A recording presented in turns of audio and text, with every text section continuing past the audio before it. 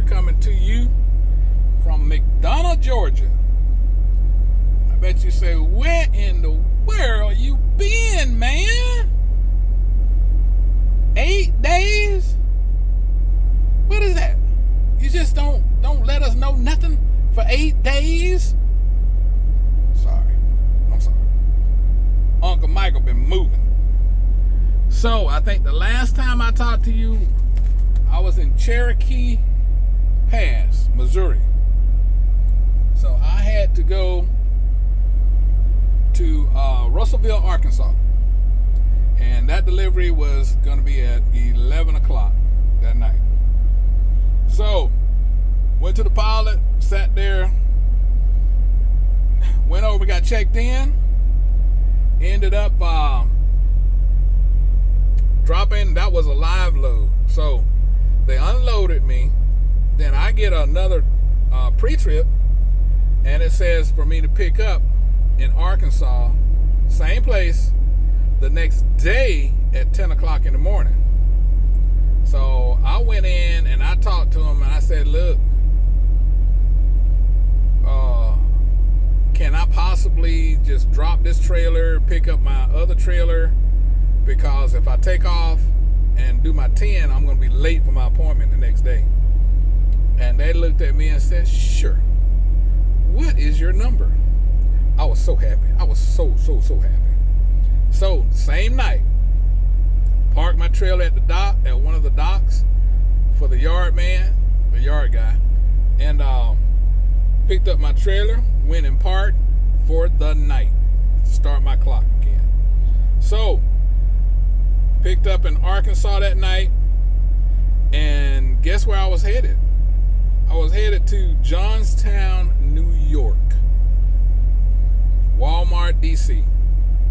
So that was, it seems like a total of 1,361 miles. So, jumped on that and took off.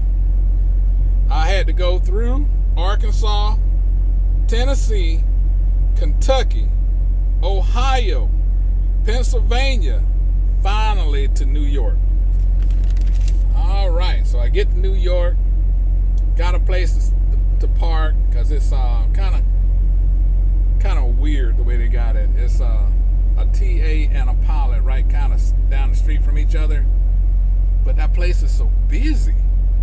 I mean, truckers are coming in there all day, all night, getting fuel and taking off. And if they can park, they'll park. So I get my next load after I finish that load. So I get my next load, and I had to go from New York to New Hampshire. Yep, New Hampshire. And that was 233 miles maybe. It ended up being, where's my numbers? I don't have my numbers. But anyway, so I went to Stratham, New York to pick up a load of candy.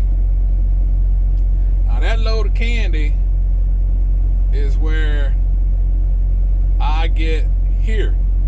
So Stratham, New York, all the way to McDonough, Georgia. I know that was over 1,000 miles. Yeah, that was over 1,000 miles. So I made it all the way here. So I had to go from Stratham, New Hampshire, down through New York. I don't know if you could go around New York. I don't know, but my GPS said go through New York. So I went through New York, and I saw like those buildings that they used to have all those shows back in the day in movies about breakdancing, and all those high-rise apartment buildings, and all those buildings, and painted walls and tags on everything. So I went through New York, went through South Bronx, got on the George Washington Bridge, went through, didn't go over the top, went through That means I had an upper deck and I had a lower deck. Whoever designed that is banking. They don't have to, the rest of their family probably don't have to work no more. Ever. Generations. Ever. That's a marvel. Anyway, went through there, then I had to go to New Jersey. Went through New Jersey, made it out of there, and came on down to McDonough, Georgia. So that's where I am right now. I got home time in a couple of days. No, actually, he starts tomorrow. So it's going to be interesting to see what kind of load I'm going to get between here and tomorrow. So, how y'all doing? Hope everything's going fine with y'all. I'm ready for some food. So I am here at Geodis. Geodis? I don't know. Hopefully I won't get in no trouble. I'm going to show y'all a little bit around here. But, yeah, so I got the candy here.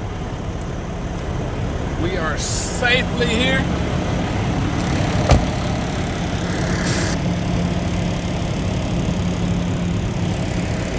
Mabel doing the thing. It's a pretty big place, but you know what, y'all? It's kind of empty, ain't it? What you think? That's pretty big for being empty. Got two people that came in. One's a trainee down there, and he's got a female trainer. And the other one is, I guess he's waiting to get parked next to him, but I don't have any instructions just yet. So, with no instructions, I said, well, let me update everybody, let them know where I am, what I'm doing. I'm safe. I've just been working hard, y'all, trying to get those miles in. And I'm not gonna say it's been a struggle because it's been nice. I've been riding on these highways and everything's been lovely. Had no problem parking. Let me think. Nope,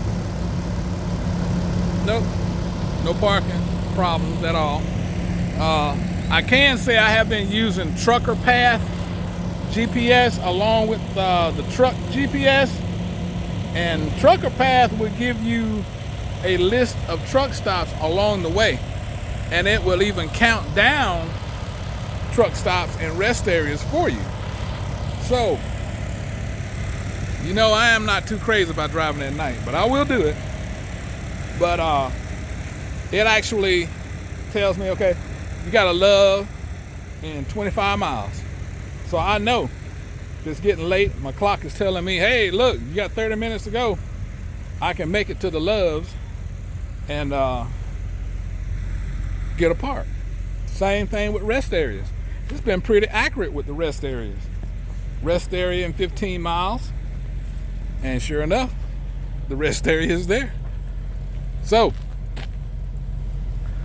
that's what I've been using, Trucker Path GPS, and just been riding, y'all.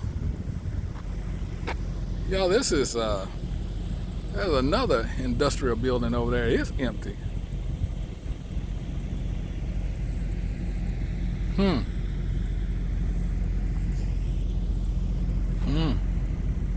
So we got two trucks down there. I don't know if they spent the night or if they're waiting on an appointment. This place won't let you drop and hook. You have and just come in and drop and hook. You have to come in on your appointment to drop and hook. That is pretty interesting. Plus, she said she didn't have any place for me to go right now. So I'm thinking there's one trailer right over there. Oops. That's got KLLM on it right there. Right on the other side of Prime.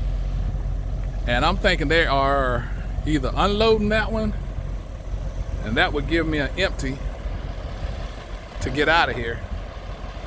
So we'll see. But I'm in no hurry. I'm ready for some food, some breakfast, some lunch, something. And ready to get home.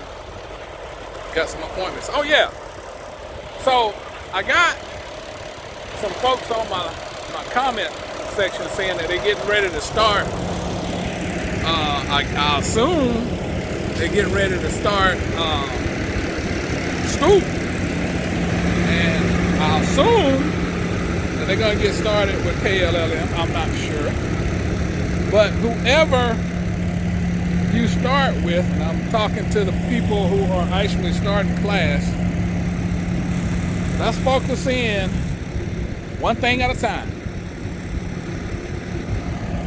2, you got to get your pre-trip out of the way. Get with some more of your classmates. Get to the training area early. Get your list and start going over the truck. Day 2. Day 1, you got a little bit of orientation. They're going to start getting you ready for doing this, and they're going to show you how to do the pre-trip. Day 2, get there early and start doing your pre-trip right away.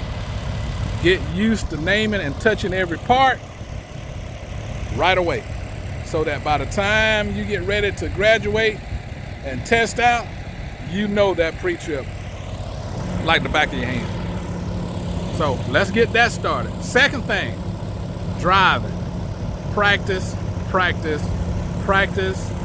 If you got, and trust me, you're gonna have some folks that don't want to get out there and try. You're gonna have some folks that say they know how to do it. They've been doing it all their life. I don't care. You stand in line and wait for your turn, and if somebody don't want to do it, you jump in there and get you another turn. Keep track of your parking.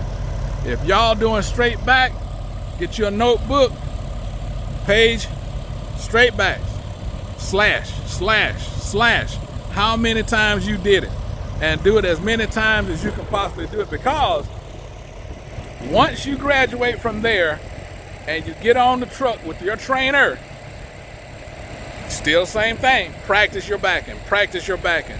Learn what you have to learn on the truck. Because when you get out here it's kind of embarrassing, but we all been there. So some of us truck drivers are gonna rush you to back. Some of us are gonna get out and help you.